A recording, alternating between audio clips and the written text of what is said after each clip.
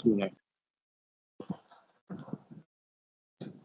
நான் எடுத்திருக்கக்கூடிய தலைப்பு பாத்தீங்க அப்படின்னா வள்ளி. வள்ளினா நமக்கு எல்லாருக்குமே நல்லா தெரியும். முருகனோட 2வது மனைவி அப்படின்னு சொல்லக்கூடியவங்க. தோப்பா இந்த கருத்தையே முற்றிலுமா எதிர்க்கிறாங்க. அதுக்கான சான்றுகளையும் இதுல வலுவாவே சொல்றாங்க அப்படிங்கிறதான் பார்க்கணும். ஓகே. முதல்ல பாத்தீங்க அப்படின்னா இந்த வள்ளி அப்படிங்கிறது நாட்டார் சொல் வழக்குல எப்பயுமே இந்த வள்ளி தெய்வானை ஏசல் பாடல்கள் நிறைய இருக்கு. வள்ளியானவள் தெய்வானைய அவங்க குடும்பத்தை திட்டுறதா இருக்கட்டும், அவங்கள திட்டுறதா இருக்கட்டும், அதே மாதிரி தெய்வானையானவங்க வள்ளியை பத்தி திட்டுறது, அது மாதிரியான கதை அமைப்புகள் நிறைய இருக்கும் அப்படின்னு சொல்றாங்க. இந்த வள்ளின்னு பாத்தீங்க அப்படின்னா வள்ளி அப்படிங்கிறது ஒரு வகையான கிழங்கு வகையை குறிக்கக்கூடியது. இது ஒரு கொடி அப்படின்னு சொல்லுவாங்க, வள்ளி கொடி அப்படின்னு சொல்லுவாங்க. இதுல இருந்து கிடைக்கக்கூடியதுதான் சக்கரவள்ளி கிழங்கு அப்படின்னு சொல்லுவாங்க. இதுல நமக்கு மரவள்ளி அது மாதிரிலாம் நிறைய இருந்தாலும் இந்த வள்ளி அப்படிங்கிறது குறிப்பா சக்கரவள்ளி கிழங்கு தான் குறிப்பிடுது அப்படிங்கிறாங்க. இந்த சக்கரவள்ளி அப்படிங்கிறது நமக்கு தெரியும், அது ரொம்ப இனிப்பான கிழங்கா இருக்கும். இதோட நிறம் அப்படிங்கிறது வெள்ளை மஞ்சள் அப்படிங்கிற பல தரப்பட்ட வடிவில் இருக்கும்.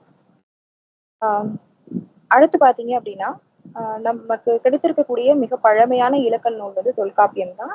அந்த தொல்காப்பிய வழிபாட்டு முறைகள்ல தொல்காப்பியரே ஒரு வழிபாட்டு முறையாக இந்த வள்ளி அப்படிங்கிறத சொல்றாரு.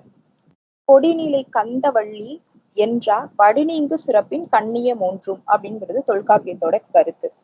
இதுல என்ன சொல்றாங்க அப்படின்னா, கொடிநிலை அப்படிங்கிறது கொடி இருக்கு இல்லையா, அதாவது கொடியதான் நமக்கு முன்னாடி இந்த தமிழர்கள் அதை ஒரு தெய்வமா வழிபட்டாங்க அப்படின்னு சொல்றாங்க. ஏன்னா மற்ற மரத்துகளுக்கும் இந்த கொடிமரம் அப்படிங்கிறது ஏதோ ஒரு மரத்தை கொடி சுத்தின மாதிரி இருந்தது அப்படின்னா அது மற்ற மரத்தோட வேறுபடுகின்ற தன்மையால அதை தெய்வமா வழிபட்டிருக்காங்க அப்படிங்கிறது நம்மளால அறிய முடியுது. அந்த கந்தளி அப்படிங்கிற வார்த்தைய நம்ம அதுக்கான பொருள் நம்ம பார்க்கும்போது ஒரு மரத்தோட அடிப்பகுதி ரொம்ப பருமனா ரொம்ப கருத்து போயிருந்துச்சு அப்படின்னா அந்த மரத்துல தெய்வம் இருந்ததற்கான அடையாளமாக அது பார்க்கப்படுகிறது.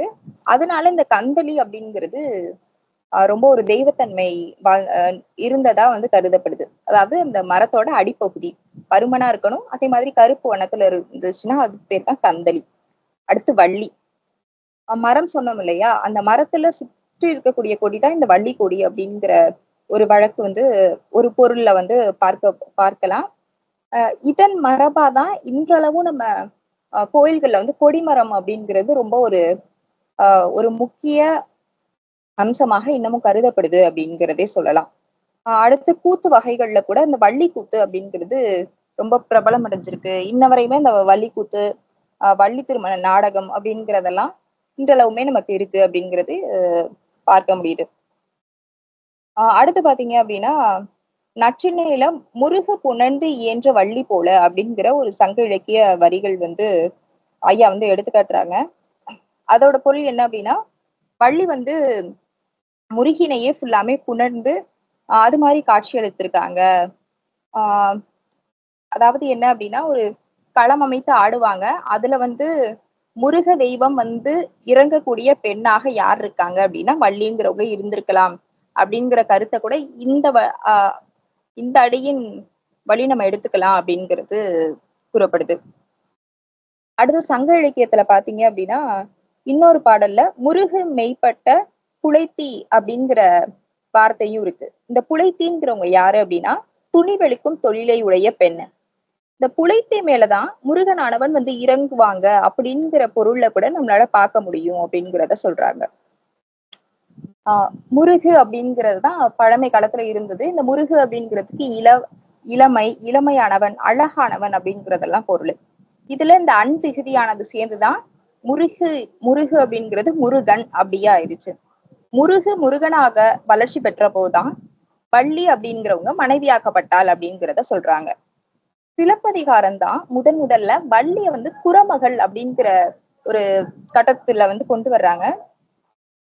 அதுல பாத்தீங்க அப்படின்னா பக்தி இலக்கிய காலகட்டங்கள்லயும் மத்த திருநாவுக்கரசரை தவிர மற்ற யாருமே முருகனை ஒரு சிவனுக்கு மகனாகவோ பாவித்தெல்லாம் கவிதைகளோ எந்த பாடல்களோ ஏற்றவில்லை அப்படிங்கிறது தெரியப்படுது. இதனால திருநாவுக்கரசர் மட்டும்தான் இது மாதிரி அஹ் முருகனை வந்து சிவனுக்கு ஒப்பா வந்து சொல்லியிருக்காங்க. சிவனோட மகனா வந்து ஏற்றுக்கொள்ளக்கூடிய அந்த மனநிலையில இருக்காரு அப்படிங்கிறத சொல்றாங்க. பக்தி இலக்கிய காலமா இருக்கட்டும், இல்ல முருகனுடைய வள்ளியுடைய குறிப்புகள் இருக்கக்கூடிய சிலப்பதிகாரமா இருக்கட்டும், இது 2லயுமே முருகனோட மனைவியா தெய்வானைய பேசவில்லை அப்படிங்கிறது நமக்கு ரொம்ப தெளிவா தெரியக்கூடியது.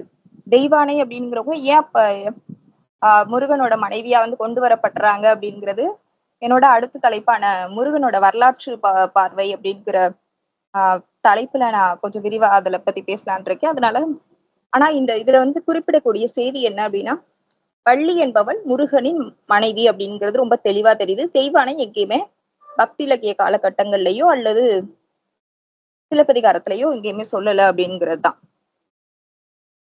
பார்ப்பனிய மேலாண்மை அந்த காலகட்டங்கள்ல தான் என்ன ஆகுது அப்படின்னா, முருகனுக்கு இந்திரன் மகளான தெய்வானையை மற்றொரு மனைவியாக ஆக்கப்படுகிறாள் அப்படிங்கிறது ரொம்ப தெளிவா தெரியுது.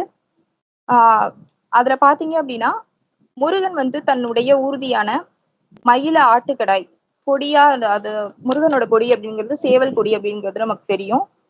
இது எல்லாமே வந்து கொண்டிருக்கிறார் அப்படிங்கிறது ஒரு பரவலான கருத்தா வந்து கருதப்படுது. அடுத்து கிபி 9ஆம் நூற்றாண்டுல பாத்தீங்க அப்படின்னா, மதுரை பக்கத்துல இருக்கக்கூடிய குடைவரை கோயில்ல ஒரு சிலை முருகன் சிலை காணப்படுது. அந்த முருகன் சிலை பாத்தீங்க அப்படின்னா, வள்ளி தெய்வானை அந்த 2 குல மனைவியோடையும் இருக்கிற மாதிரி காட்சி அளிக்கப்படுது.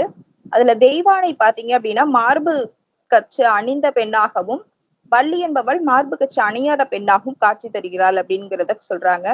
இதுல இருந்து இவங்க என்ன கொண்டு வர்றதுக்கு முயற்சி பண்றாங்க அப்படின்னா, தெய்வானை அப்படிங்கிறது ஒரு பழங்குடியின அல்லது கீழ் நிலையில இருக்கக்கூடிய ஒரு பெண்ணாக, தெய்வானையை விட கீழ் நிலையில இருக்கக்கூடிய ஒரு பெண்ணாக காட்டுவதற்கான முயற்சிகள் இங்க செய்யப்பட்டிருக்கலாம் அப்படிங்கிற கருத்து இருக்கு. அடுத்து பாத்தீங்க அப்படின்னா, இது மாதிரி வேறுபாடுகள் மேல் கீழே, பெருந்தெய்வம், சிறு தெய்வம், பார்ப்பனர் மரபு, நாட்டார் மரபு, இது மாதிரி நிறைய மரபுகள் இருந்தாலும் முழுவதுமா வள்ளிய வந்து முருகன் கிட்ட இருந்து பிரிக்கவே முடியல. அந்த வள்ளி மயில், அதாவது வள்ளி மயில் அப்படின்னு சொன்னனால மயில் எப்பயுமே யார் கூட தான் இருக்கும் அப்படின்னா முருகன் கூட தான் இருக்கும். சோ வந்து அந்த வள்ளி மயிலை எப்பயுமே பிரிக்க முடியாது அப்படிங்கிறது நமக்கு தெளிவாவே வந்து புலப்படுது. அதே மாதிரி இந்த நாட்டார் மரபு கதைகள்ல தான் அதிகமா பேசப்படக்கூடியது தெய்வானை பற்றியே பேச மாட்டாங்க. நீங்க வள்ளி கூத்தா இருக்கட்டும், வள்ளி திருமண நாடகமாகட்டும், அல்லது வந்து வள்ளி முருகன் காதலுக்கு பிள்ளையார் தூது போன துணை வர்ற கதையா இருக்கட்டும், இது எல்லாமே எது அப்படின்னா நாட்டார் மரபு.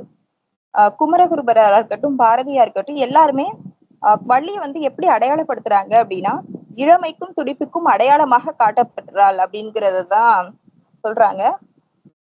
பார்ப்பன பூசைக்கு எப்ப வந்து முருகன் வந்து உள்ள வராங்களோ அப்ப வந்து அவர் முருகனுக்கு கொடுக்கக்கூடிய மரிபலி என்று சொல்லக்கூடிய இந்த ஆட்டுபலிய ஃபுல்லாமே விடுத்ததாகவும், ஆட்டுப்பலியாகட்டும், திணைமாவை வந்து அவங்களுக்கு படையலா கொடுத்திருக்காங்க, அது தவிர்க்கப்பட்டதா இருக்கட்டும், இது எல்லாமே எப்ப அப்படின்னா பார்ப்பனியம், அதாவது முருகன் வந்து சுப்பிரமணியன் அக்கன அதுக்கப்புறம் சுப்பிரமணியன் அப்படிங்கிறது 2 மனைவியை உடைய முருகனை தான் சுப்பிரமணியன் அப்படிங்கிறது சொல்றோம். அப்ப அந்த பார்ப்பனியம் தாக்கம் ஏற்பட்டதுக்கு அப்புறம் தான் இது மாதிரியான நிகழ்வுகள்லாம் நடந்திருக்கு அப்படிங்கிறத சொல்லலாம். இவ்வளோ முரண்பாடுகள் இருக்கிறப்போ தமிழ் சுவலபேல் அப்படிங்கிற அந்த மேலை நாட்டு ஆய்வாளர் வந்து தமிழ் மரபும் தமிழ் நாட்டார் மரபும் அறியாமல் முருகனுக்கு வள்ளி அப்படி 2ஆம் மனைவி அப்படிங்கிறது எழுதியிருக்காரு. இது ரொம்ப வேடிக்கையானது அப்படிங்கிறத தன்னோட இந்த கட்டுரையில தோப்பாயா ரொம்ப தெளிவா பதிவு பண்றாரு அப்படிங்கிறத சொல்லலாம்.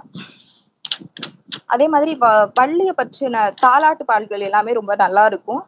அதுல வந்து நிறைய பாடல்கள் கொடுத்திருந்தாலும் ஒரே ஒரு பாடம் மட்டும் பதிவு செய்ய விரும்புறேன். வள்ளி தாலாட்டு. வள்ளி பிறந்த கதையை சொல்லுவாங்க. வள்ளி என்றால் வள்ளி, மலைமேல் படரும் வள்ளி, கொடியில் கிடந்து வள்ளி, கூவி அழும்போது வனத்து குறவர்களாம், மான் பிடிக்கும் வேடர்களாம், குழந்தை குரல் கேட்டு குறவேடர் ஓடி வந்து, மதலை குரல் கேட்டு மான்வேடர் ஓடி வந்து, வாரி எடுத்து பண்ணமையில் வைத்து, தூக்கி எடுத்து சொர்ணமடியில் வைத்து, மண் துடைத்து மடியில் வைத்து, வள்ளி என்று பெயரும் வைத்து, வடிவேல் துணை என்று வளர்த்தால் மணந்தலிலே அப்படின்னு தமிழனோட ஒரு தாலாட்டு அப்படின்ற நூல்ல இருந்து எடுத்து கொடுத்திருக்காங்க. இதுதான் வள்ளியோட, அதாவது புறமக்களால வளர்க்கப்பட்டவள் தான். அவங்க இதுலயே வந்து பிறந்து வளர்ந்தாங்க அப்படிங்கறத சொல்றதை விட ஆஹ் அங்கதான் குழந்தையாக கிடைச்சிருக்காங்க. அவங்க இருக்கக்கூடிய இடத்துல குழந்தையா கிடைச்சிருக்காங்க. அதன் மூலமா அந்த குறவர்கள் வளர்த்து அதை வந்து முருகனுக்கு துணையா வந்து ஒரு ஆளாக்கி கொடுத்தாங்க அப்படிங்கிற கதை வந்து சொல்லப்படுது அப்படிங்கிறது சொல்றாங்க.